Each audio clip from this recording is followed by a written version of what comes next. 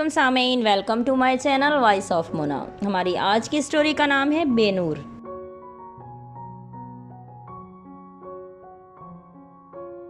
وہ کالج میں ہمارے ساتھ پڑھتی تھی، عام سی شکل کی تھی لیکن اخلاق بہت اچھا تھا، رحم دل بھی بہت تھی، کسی کو تکلیف میں دیکھتی تو پریشان ہو جاتی۔ وہ حساس بھی بہت تھی، اس کی عادت مجھے اکثر بے چین کرتی۔ میری اس کے ساتھ اچھی خاصی دوستی تھی۔ شہلا کو میں کہتی کہ تمہاری عادت ایک دن تمہیں لے ڈوبے گی، وہ بولتی کوئی بات نہیں، کچھ نہیں ہوتا، ایک دن مر ہی جانا ہے۔ مجھے وہ عزیز تھی، اس لیے اس کی فکر میں رہتی۔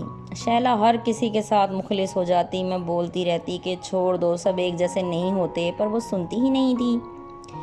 ایسے لوگوں کا اکثر لوگ فائدہ اٹھا ہی لیتے ہیں۔ اکثر بعد میں اسے دکھ میں دیکھتی تو پریشان ہو جاتی۔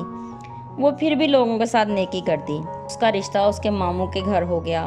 زہیب اس کا کزن تھا، منگنی ہو گئی۔ وہ اکثر اسے کالج سے لینے آتا، میں بولتی اسے منع کرو، وہ کہتی اچھا۔ پھر وہ کچھ دن نہیں آیا، پھر ایک دن دوبارہ آ گیا۔ شہلا اس کے ساتھ چلی گئی۔ اس دن مجھے عجیب سی بے چینی تھی۔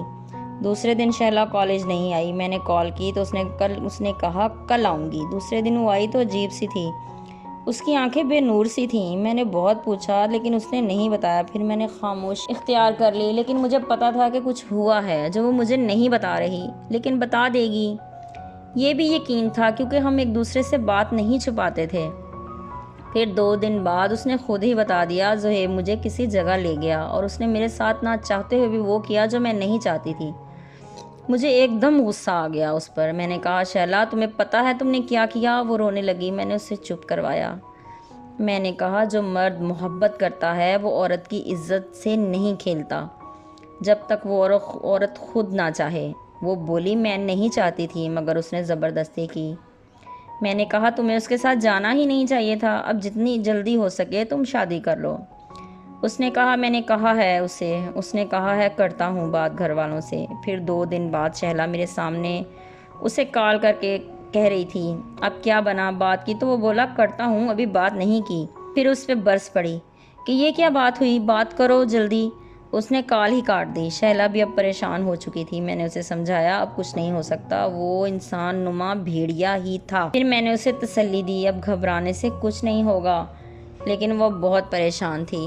مجھے بھی ڈر تھا کوئی غلط حرکت نہ کر ڈالے، اس لیے ہر وقت اسے مصروف رکھتی، ہر وقت اسے بات کرتی، اسے اکیلا نہیں چھوڑتی تھی۔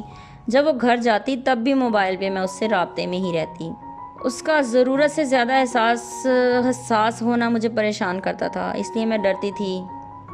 پھر وہی ہوا جس کا ڈر تھا، زہیب نے خود ہی رشتہ توڑ دیا۔ شہلا کا رو رو کے برا حال تھا، وہ سچ میں اس سے محبت کرنے لگی تھی۔ سچ ہے جو عورت مرد سے سچی محبت کرتی ہے وہ اسے اہمیت نہیں دیتا، جو اسے دھوکہ دیتی ہے، اسے چیٹ کرتی ہے، اس کے پیچھے بھاگتا ہے۔ جو مخلص ہوتی ہے اسے تو وہ اہمیت ہی نہیں دیتا، اس کی قدر نہیں ہوتی، اور جو دل سے مخلص ہو اس کو سوائے آنسوؤں کے کچھ ملتا بھی نہیں ایسے مرد سے۔ میں نے شہلا کو بہت سمجھایا لیکن وہ دماغ سے سوچنا چھوڑ چکی تھی۔ وہ کالج آئی، اس دن بہت پریشان تھی۔ میں نے کہا کچھ نہیں ہوگا، تمہارے ساتھ ہوں، جو ہوگا دیکھ لیں گے مل کے۔ اب وہ بدل رہی تھی، ایک انسان اسے بدل کے چلا گیا تھا، وہ پتھر بن گئی تھی، ہر احساس سے آری۔